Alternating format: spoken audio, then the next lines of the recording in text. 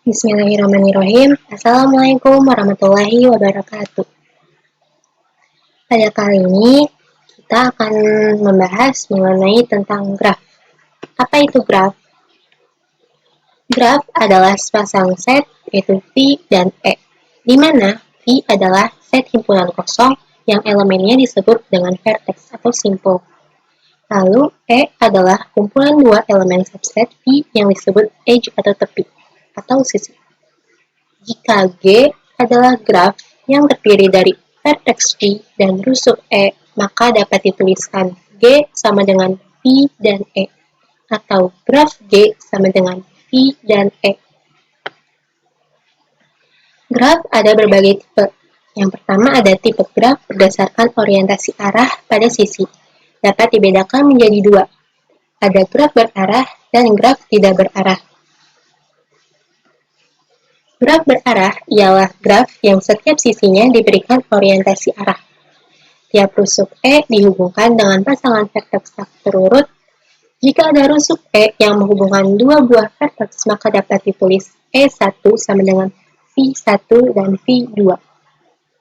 Bisa kita lihat contoh dari graf berarah.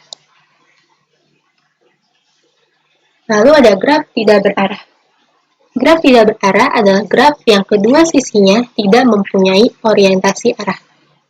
Tiap rusuk E dihubungkan dengan pasangan vertex tak terurut. Jika ada rusuk E yang menghubungkan dua buah vertex, maka dapat ditulis E1 sama dengan V1 dan V2.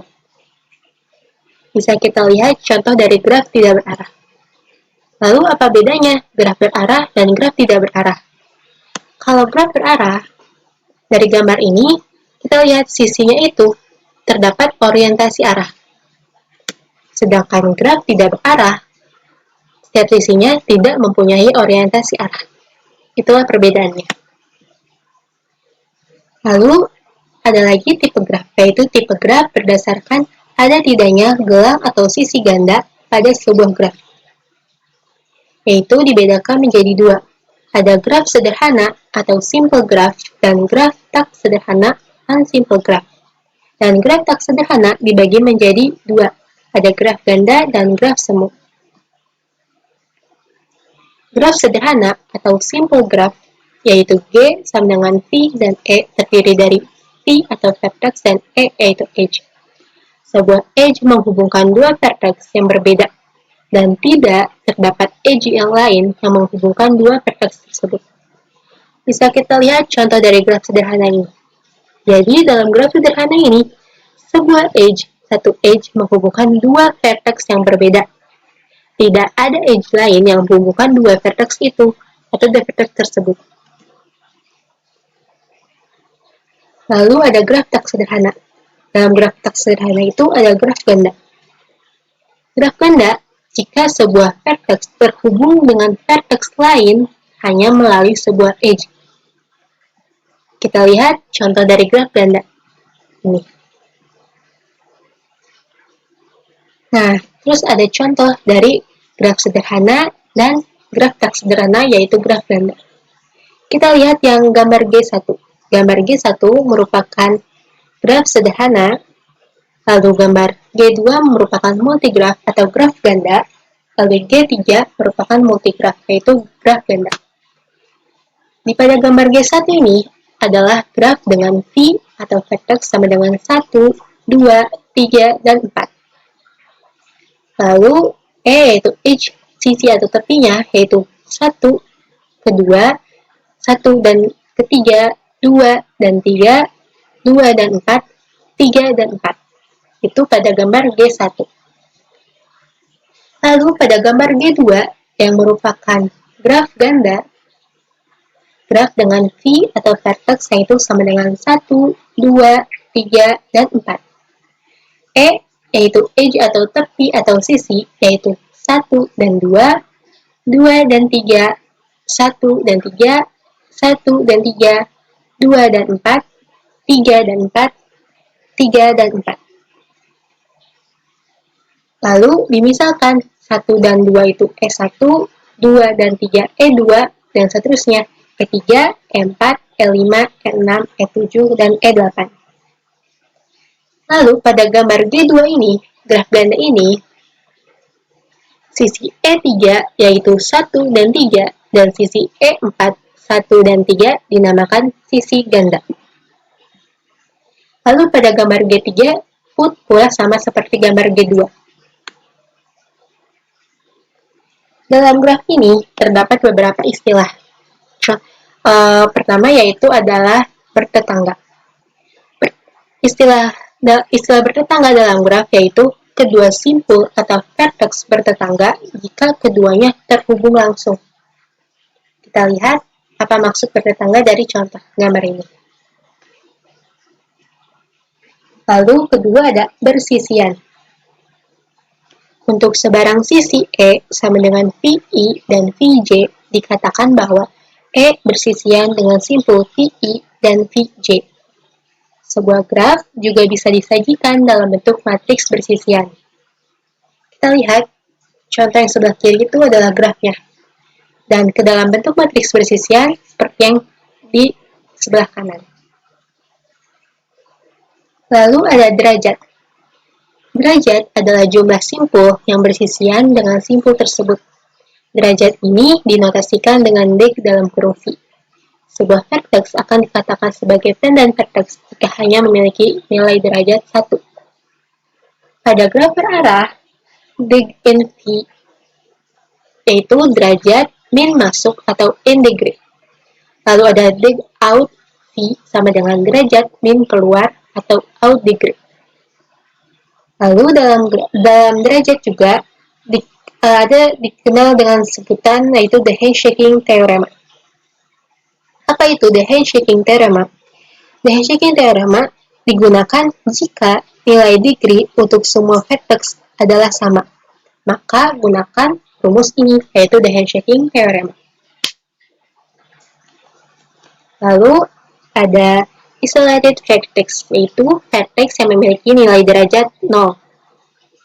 Lalu ada graf kosong, yaitu graf yang himpunan sisinya merupakan himpunan kosong. Jadi dalam sebuah graf itu kosong, seperti tidak terdapat, kan dalam sebuah graf itu terdapat vertex dan edge. Dalam graf kosong itu hanya terdapat vertex saja, edge-nya tidak ada. Lalu ada 6, lintasan. Lintasan ialah lintasan yang panjangnya n dari simpul awal yaitu V0 ke simpul tujuan yaitu Vn dalam graf G. Dalam lintasan juga ada namanya panjang lintasan, yaitu jumlah sisi dalam lintasan tersebut. Lalu ada siklus atau sirkuit.